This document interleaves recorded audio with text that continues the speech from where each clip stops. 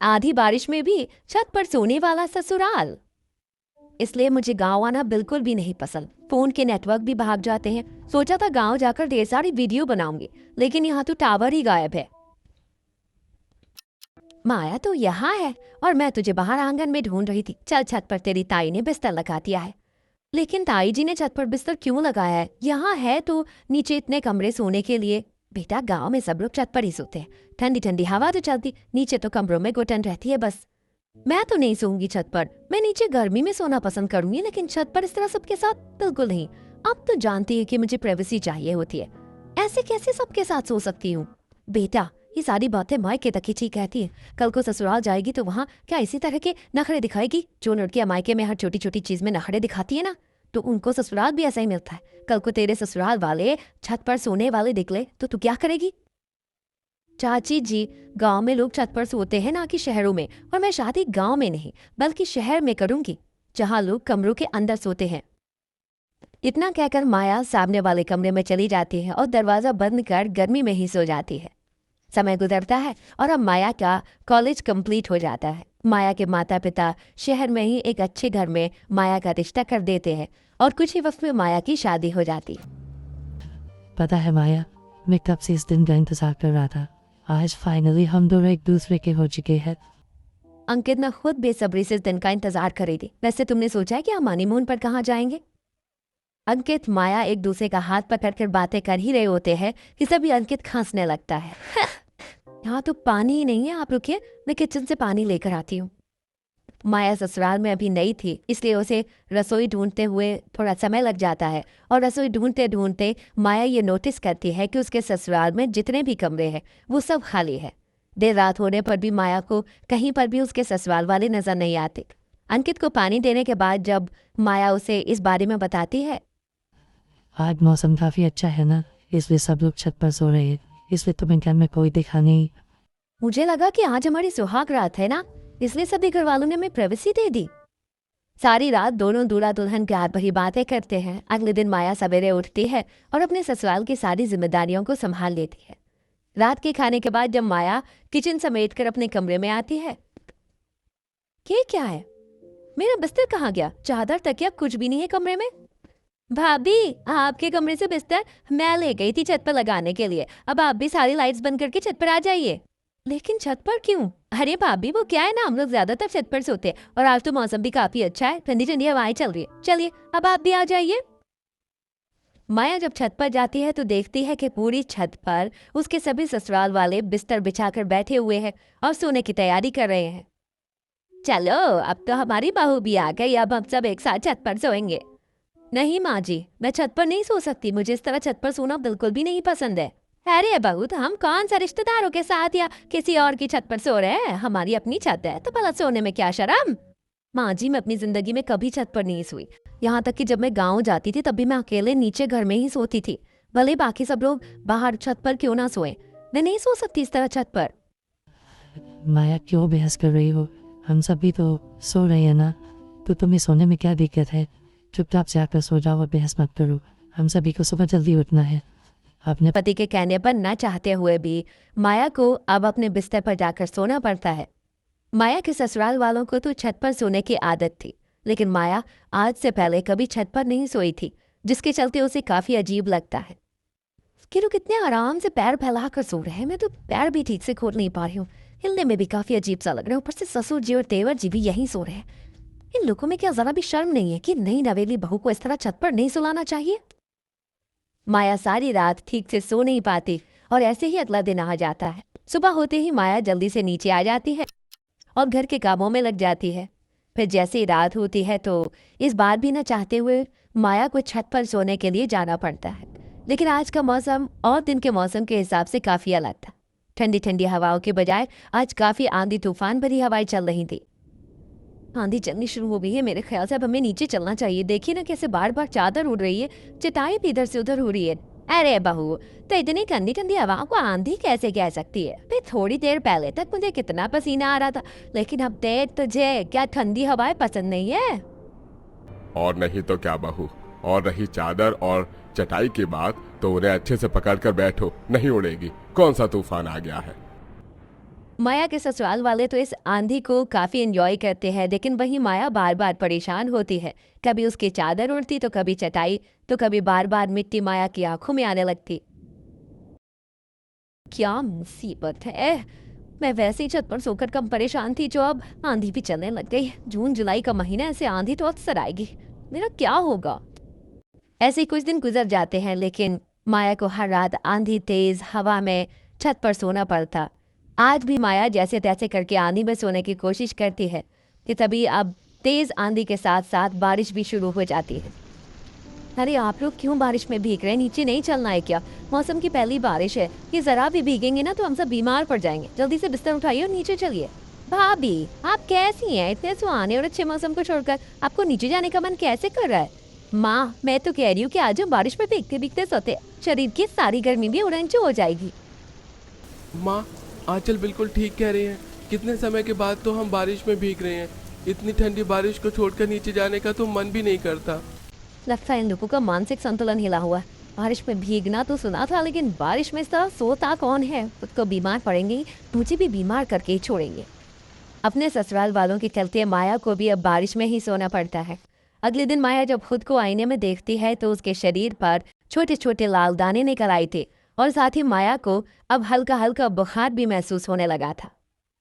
खुद तो बीमार हुए, इस हाथ में मुझे भी बीमार कर दिया। इन लोगों का क्या है, पूरा दिन तो कमरे में ही बैठे रहेंगे, लेकिन घर के काम तो मुझे करने है ना। 5 मिनट के लिए क्या बैठ जाओ तो सर पर चढ़कर तांडव करने लगते हैं।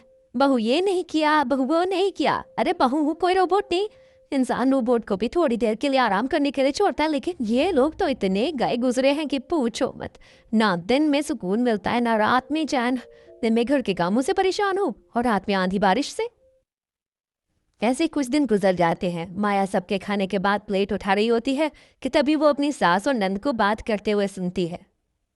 आज का मौसम तो और भी दिनों से ज्यादा अच्छा हो रहा है, चलिए ना आज भी हम छत पर ही चलकर सोते हैं। बेटा हम तो रोज ही छत पर सोते हैं, और अब तो मुझे छत के बिना कहीं नींद ही नहीं आती है। थोड़ी देर बाद छत पर जाकर सबके लिए बिस्तर लगा देना। ये लोग तो आज भी छत पर सोने का प्लान बना रहे हैं, और आज तो हवाएं भी काफी तेज चल रही हैं। अगर इसी तरह मैं आंधी में छत पर सोती रही तो एक दिन मैं ही ना उड़ जाऊं। कुछ सोच माया, कुछ सोच। जल्दी से किचन का काम खत्म करके माया अपने कमरे में जाती है और पैर पर गर्म पट्टी बांधकर बैठ जाती है। तभी कलावती माया के कमरे में आती है। 10 मिनट पहले तो बिल्कुल ठीक थी, अचानक तेरे पैर पर गर्म पट्टी कैसे बन गई? क्या बताऊं माँ जी, सोचा था सोने से पहले जाकर नहा लूंगी, लेकिन जैसे ही बाथरूम में नहाने गई अचानक पैर मुड़ गया। काफी दर्द हो रहा है, लगता है सुबह तक ही ठीक होगा। ऐसे दर्द में तो चला भी नहीं जा रहा है, न जाने छत पर कैसे सोऊंगी। कोई बात नहीं बहू, एक काम कर, तू आज नीचे ही सो जा। अब दर्द है तो कहाँ सीढ़ियों से चढ़कर ऊपर जाएगी। इतना कहकर कलावती माया के कमरे से चली जाती है। तो वहीं माया की तो खुशी का कोई ठिकाना ही नहीं रहता। माया जल्दी से बिस्तर से खड़े होकर नाचने लगती है कि तभी अचानक कलावती मायावती के कमरे में जाती है और माया को यूं इस तरह नाचता देख। अभी तो तेरे पैर में मोच आई थी और अब तू नाच रही है? ये सब नाटक था ना कि छत पर सोना ना पड़े। माँ जी वो चुप कर। वो तो अच्छा हुआ कि मुझे याद आया कि मैंने तुझे शाम को अपनी साड़ी दी थी रखने के लिए, कहाँ रखी है ये पूछने के लिए मैं आ रही और तेरी असलियत देख ली। बहू तो इतनी ड्रामेबाज निकलेगी ये नहीं पता था मुझे। अब जल्दी से बिस्तर उठा और छत पर आ जा, और हाँ सारी लाइट्स अच्छे से बंद करके आना, कल भी हॉल की लाइट जली हुई थी। बेचारी माया मन ही मन रोते हुए बिस्तर उठाती है और आज भी छत पर सोने के लिए चली जाती है। और ऐसे ही कुछ दिन और गुजर जाते हैं। हर दिन की तरह माया आज भी छत पर सो रही होती है कि तभी आसमान में बिजली गरजने की आवाज से माया घबरा कर उठ जाती है। इतनी तेज तेज बिजली गरज रही है, कहीं मुझ पर बिजली गिर गई तो। मैंने सुना था कि मेरे जैसी एक लड़की छत पर सो रही थी और उस पर बिजली गिर गई। बेचारी इतनी बुरी मौत मरी थी, लेकिन मैं बिजली से जलकर इतनी बुरी मौत नहीं मरना चाहती। अब कुछ ना कुछ जुगाड़ लगाना ही पड़ेगा। अगली सुबह सबके नीचे आ जाने के बाद माया छत के गेट पर ताला लगा रही होती है कि तभी उसे तरकीब सूझती है और वो चाबी छुपा देती है। रात होने पर जब सब छत पर सोने के लिए जाते हैं तो देखते हैं कि छत के दरवाजे पर ताला लगा हुआ है। अरे भाभी, आपने अभी तक ये ताला खोला नहीं छत का, जल्दी से खोलिए ना। वो मुझे याद नहीं आ रहा है कि ताला लगाने के बाद मैंने छत की चाबी कहाँ रख दी थी। शायद मुझसे कहीं चाबी खो गई है। भाभी ये क्या किया आपने, छत के ताले की चाबी खो दी? हमारे पास तो एक्स्ट्रा चाबी भी नहीं है और बिना चाबी के हम ताला कैसे खोलेंगे? ये ताला भी काफी ज्यादा मजबूत है, इसे तो तोड़ भी नहीं सकते और इतनी रात को कोई चाबी वाला भी नहीं मिलेगा। अब क्या ही कर सकते हैं, लगता है नीचे ही सोना पड़ेगा। कोई बात नहीं, जब ताला खुल जाएगा तब सो जाएंगे छत पर। अब इस चक्कर में नींद तो खराब नहीं कर सकते ना। किसी की नींद खराब करने की ज़रूरत नहीं है, हम छत पर ही सोएंगे। वहाँ पड़ोस वाली आंटी के घर से हम लोग उनकी छत पर पहुँचते हैं। उनकी और हमारी छत मिली हुई है तो हम आराम से छत पर सो सकते हैं और सुबह तो चाबी वाला गली के नुक्कड़ पर मिल ही जाएगा। इनका मुंह बंद नहीं रह सकता कभी। क्या जरूरत है ये बोलने की, सिक्का ही खोटा है तो मैं क्या ही दूसरों को बोलूं। अंकित की वजह से आज भी माया को अपने ससुराल वालों के साथ आंधी और बारिश में ही सोना पड़ता है। और रोज कभी आंधी तो कभी बारिश में सो सोकर माया की कभी तबीयत खराब होती तो कभी उसके शरीर पर गर्मी से दाने निकल आते। आज माया अपने ससुराल वालों के साथ छत पर बैठकर आइसक्रीम खा रही होती है कि तभी इतनी तेज आंधी चलने लगती है कि माया के हाथ में रखी हुई आइसक्रीम सीधा उसके मुंह पर जा लगती है, जिसे देख सभी हंसने लगते हैं। ये क्या बहू, सारी आइसक्रीम तो तेरे नाक पर लग गई, क्या तुझे पता नहीं आइसक्रीम मुंह से खाते हैं नाक से नहीं? भाभी आप तो किसी छोटे बच्चे की तरह आइसक्रीम खाती है। आकाश जल्दी से भाभी की फोटो लो ना, भाभी कितनी फनी लग रही है, मैं तो इसे स्टोरी पर भी लगाऊंगी। भाभी जल्दी से चीज करिए। माया को गुस्सा तो बहुत आता है लेकिन वो बेचारी अब कर ही क्या सकती थी। कुछ समय और गुजरता है और ये सिलसिला यूं ही चलता रहता है। ये देखिए जी, इस महीने भी हमने कितने सारे पैसों की बचत की है। कहाँ साल भर पहले हम 20-25 हजार का बिजली का बिल भरते थे और अब देखिए मुश्किल से 1-2 हजार ही बिजली का बिल आता है। मैं तो सोच रही हूँ कि हम इन बिचे हुए पैसों से जल्दी एक जमीन खरीद देते और उस पर एक बड़ा सा घर बनाएंगे और उसे किराए पर चढ़ा देंगे। धीरे धीरे कर सारे पैसे भी वसूल हो जाएंगे और मुनाफा ही मुनाफा होगा। क्या बात है मेरी करावती, जैसे जैसे तुम दिन पर दिन बुढ़ी होती जा रही हो उतनी ही समझदार वाली बातें करती हो। तो मेरा तो दिल खुश कर दिया तुमने। सारे देश भर में पहली पत्नी अच्छी है जो अपने पति के इतने पैसे बचाती है। और नहीं तो क्या, बदनाम पागल थोड़ी ना है कि आंधी तूफान बारिश में भी छत पर सोए। अरे हमारा भी तो नीचे सोने का मन करता, लेकिन 4 पैसे बचेंगे तभी तो आगे चलकर काम आएंगे। लेकिन अब तो इस तरह की सोने की आदत सी हो गई है। बस एक बहू ही है जो इतने नखरे करती है। फिकर मत करिए, धीरे धीरे उसे भी आदत पड़ जाएगी। उसे क्या, हम तो अपने पोता पोती को भी यही आदत डालेंगे। अब तो पैसा ही पैसा होगा। अपने सास ससुर की ये सारी बातें माया सुन लेती है, जिसे सुन उसे 440 वोल्ट का झटका लगता है। अच्छा, तो अब मैं समझी कि क्यों ये मेरे ससुराल वाले छत पर सोते हैं, ताकि इनकी बिजली बच सके। तभी तो इतने बड़े घर में एक भी एसी नहीं है और जो कूलर है उसे भी माँ जी दिन में मुश्किल से एक बार चलाती है। कुछ ना कुछ तो करना पड़ेगा, वरना ये लोग तो अपनी हरकतों से बाज नहीं आएंगे। सही कहा है किसी ने, अगर घी सीधी उंगली से ना निकले तो उंगली टेढ़ी कर लेनी चाहिए। लेकिन इस बार मैं उंगली टेढ़ी करने की बजाय घी को ही गैस पर रख दूंगी। रात का समय होता है, सभी लोग छत पर सो रहे होते हैं। माया की नींद आंचल सोने के समय अपना फोन तकिए के साइड पर रख देती है और सो जाती है। सबके सोते ही माया चुपके से आंचल का फोन उठाती है और नीचे आ जाती है। माफ करना आंचल, मुझे पता है तुम्हें अपना फोन कितना प्यारा है, लेकिन अब जब तक मैं ये नहीं करूंगी तब तक तुम सबकी छत पर सोने की गंदी आदत भी खत्म नहीं होने वाली। माया आंचल के फोन का ट्रैकर ऑफ कर देती है और उसके फोन से सिम निकाल कर फोन बंद करके उसे स्टोर रूम में छुपा देती है। अगले दिन जब आंचल सोकर उठती है तो उसे छत पर कहीं पर भी अपना फोन नहीं मिलता, जिससे आंचल काफी परेशान हो जाती है और इधर उधर अपना फोन ढूंढने लगती है। आखिरकार मेरा फोन कहाँ चला गया? कहीं किसी चोर ने मेरा फोन तो नहीं चोरी कर लिया? बेटा अच्छे से ढूंढ, क्या पता तू इधर उधर रखकर भूल गई हो। नीचे ढूंढा जाकर तूने? अरे माँ, किससे समझदारी वाले बातें कर रही हो आप? ये तो एक नंबर की बेवकूफ है। ये चौथा फोन है जो इसने खोया है। तू चुप कर, तूने दिलाया तो मुझे वो फोन जो मुझ पर चिल्ला रहा है। एक तो मेरा फोन खो गया, ऊपर से तू मुझे ही सुना रहा है। ये नहीं कि जाकर मेरा फोन ढूंढ। मैंने छत पर नीचे पूरे घर में अच्छे से ढूंढ लिया, लेकिन कहीं पर भी मेरा फोन नहीं मिला। आखिर कहाँ गया मेरा फोन? आंचल को इस तरह परेशान होता देख माया को भी काफी ज्यादा बुरा लगता है, लेकिन कहीं न कहीं माया का ये कदम सभी परिवार वालों की भलाई के लिए ही था। 2 दिन बाद फिर से जब सब छत पर सो रहे होते हैं तो माया अपने ससुर और पति का फोन लाकर छत पर उनके पास रख देती है, जिससे जब रात में बारिश होती है तो फोन पानी में भीगने की वजह से खराब हो जाती है। अरे जब से आंचल का फोन छत पर से गायब हुआ है तब से मैं तो अपना फोन नीचे ही रखता था, तो ये मेरा फोन छत पर कैसे आया? जहां तक मुझे याद है मैं तो फोन लेकर छत पर नहीं आया था। लेकिन लेकर तो मैं भी नहीं आया था। लेकिन क्या पता हम लेकर आए हो और हमें याद ही ना हो। लेकिन अब क्या ही फ़ायदा, हो गया ना नुकसान। उस दिन 25,000 का नुकसान और आज 60,000 का नुकसान। पता नहीं क्या हो गया ये। जब तक ये नुकसान नहीं होंगे तब तक आप लोगों को अकल भी तो नहीं आएगी। ये आंधी तूफान बारिश में सोना हमारे लिए कितना खतरनाक साबित हो सकता है, ये आप लोग नहीं जानते। चंद पैसों को बचाने के चक्कर में आप लोग अपनी जिंदगी के साथ खिलवाड़ कर रहे हैं, जो अब मैं नहीं होने दूंगी। सुबह के तकरीबन घड़ी में 4 बज रहे थे।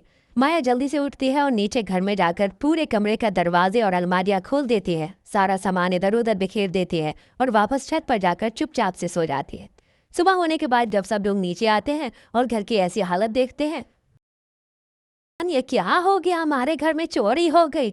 न जाने वो चोर क्या क्या लूट कर ले गए होंगे, लेकिन ये घर के अंदर कैसे आए। अरे घर का मेन दरवाजा तो बंद है, तो चोर घर के अंदर कैसे आ सकते हैं?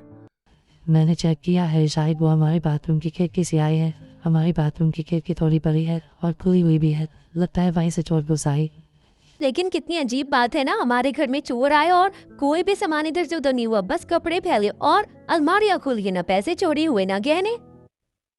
ऐसा कैसे चोर थे ये जिसने कुछ भी नहीं चुराया? आखिरकार ये हमारे घर में करने के लिए क्या आए थे? क्या पता माँ जी, चोर पहले तहकीकात करने के लिए आए हों कि कौन सा सामान कहाँ रखा है, घर में कोई कीमती सामान है भी या नहीं, और 4 दिन बाद फिर से ये चोर हमारे घर में घुस आए। इस तरह के चोर काफी खतरनाक होते। ऐसी चोरी कुछ सालों पहले मेरे मोहल्ले में भी हुई थी। उस परिवार वालों ने इस पर ज्यादा ध्यान नहीं दिया, लेकिन जब चोरी हुई तो घर का सामान लूट कर भी ले गए और घर के आदमी का कत्ल भी कर दिया। अगर ऐसा हमारे साथ हुआ, अगर हम सब लोग नीचे सोते तो शायद ऐसा नहीं होता। इतना कहकर माया किचन में चली जाती है, तो वहीं कलावती और सुधीर अपने कमरे में बैठकर इस हादसे के बारे में बात करने लगते हैं। सुनिए जी, मेरे ख्याल से अब हम लोगों को नीचे ही सोना चाहिए। छत पर सोने की वजह से पहले आंचल का फोन कहीं आंधी तूफान में उड़कर चला गया, फिर बारिश में आप दोनों का फोन गीला हो गया। कम से कम 1 लाख का नुकसान हुआ है, और अब चोर हमारे घर में घुस आए। की कृपा है कि किसी ने कोई सामान नहीं चुराया। घर में काफी पैसे और गहने रखे हुए, अगर कल को चोरी हो गई तो क्या करेंगे हम? मैंने सोचा है कि हम लोग अब से छत पर नहीं सोएंगे। चंद पैसों को बचाने के चक्कर में लाखों रुपए का नुकसान थोड़े ना होने देंगे। और नहीं तो क्या। और जब से बहू के मुंह से वो कत्ल वाली बात सुनी, तब से मेरा दिल सहम सा गया है। उसी रात माया जब फिर से छत पर बिस्तर लगाने के लिए जा रही होती है कि तभी पीछे से कलावती उसे आवाज देते हुए रोकती है। माया बहू, कोई जरूरत नहीं है बिस्तर छत पर लगाने की, अब से हम में से कोई भी छत पर नहीं सोएगा। लेकिन क्यों माँ जी, अब तो मुझे छत पर सोना अच्छा लगा था। हम लोग छत पर क्यों नहीं सोएंगे? छत पर सोने की वजह से घर की बिजली की भी कितनी बचत होती थी। हम पागल थोड़ी ना, चंद पैसों के लिए छत पर जाकर सो जाएंगे और पीछे से घर में चोरी करवा देंगे। अब तो हम सब नीचे सोएंगे। अगर घर में एसी लगवाना है तो वो भी लगवा लेना, लेकिन अब से हम में से कोई भी छत पर नहीं सोएगा। माया कलावती के सामने चुप रहती है, लेकिन अपने कमरे में आकर काफी खुश होती है। माया और उसके ससुराल वाले आराम से नीचे ही सोते हैं, जिससे माया को आंधी तूफान और बारिश में नहीं सोना पड़ता, और अब माया सुकून की नींद लेती है। और अब माया के ससुराल वाले भी कभी छत पर सोने की दोबारा कोशिश नहीं करते। अगर उनका मन भी करता तो वो थोड़ी देर छत पर जाकर बैठ जाते हैं, जिससे माया अब अपने ससुराल में हंसी खुशी रहती है और अपने एक वाले कमरे में अपने पति के साथ सोती है।